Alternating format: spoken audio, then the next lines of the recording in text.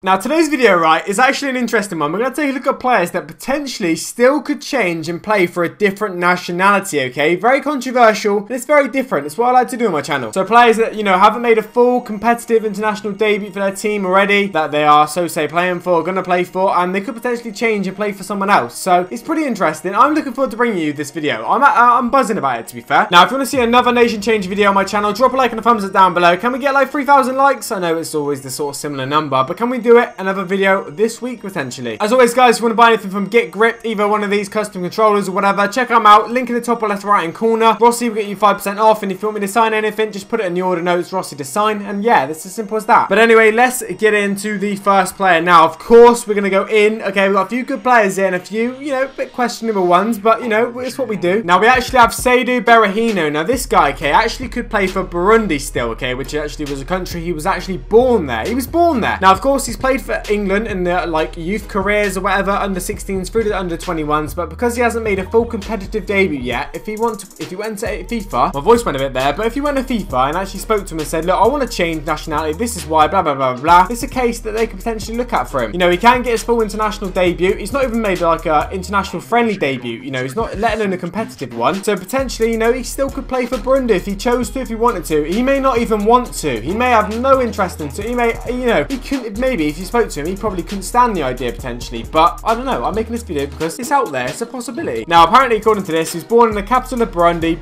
Berahino played football as a child with a ball of plastic bags tied up with laces. So if you boys think you got it tough at home, Berahino played football with a bag, basically, with a bag. But then, of course, he moved to England. He obviously excelled at football, done really, really well, got into the youth stages for England, just unfortunately never made his full international debut. So could he change? We'll have to wait and see. Now, next up, we've got another English player, okay, that actually could potentially change his nationality and play for, obviously, Spain. Well, not obviously, because you didn't know that until I mentioned it. Now we have another player that's played for all the you know, under 21s, under 20s, under 19s, under 17s, blah blah blah blah blah for England, but never a full competitive debut made. Now we actually have Harry Winks. Now this guy, believe it or not, has Spanish descent through his grandparents, which technically makes him eligible or illegible, eligible I think is the right word, to play for, of course, Spain. Now it's eligible. Sorry, I'm just being an idiot. I am sorry, my grammar's bad today. So yeah, potentially because he hasn't played for England's main team, he hasn't even played a friendly for England's main team. He's only ever played from the youth career. If you went to FIFA, you know, wrote them the letter, whatever the process is, and said, look, I want to play for Spain, I can technically qualify via my grandparents and stuff, it's something they could look at. But to be fair to Harry Winks, if he's struggling to get into England team, he's going to struggle to get into the Spanish team even more. So for him, he's thinking, I can't get in either team, so what is going on? So yeah, maybe he's just going to, you know, stick out with England and see if he gets an England team one day. I mean, he's a good player for Spurs and stuff, so good luck to him. Third player is a player that actually, you know, used to play in the Premier League, actually with Blackburn Rovers, believe it or not, and it's actually Stephen Nzonzi. Now this guy, potentially at one stage of his life, could have qualified to play for England. That was talked about. That was actually talked about. So he's played for France at under 21 levels, and that is it. He made 6 appearances for under 21 teams, but technically, he could still technically,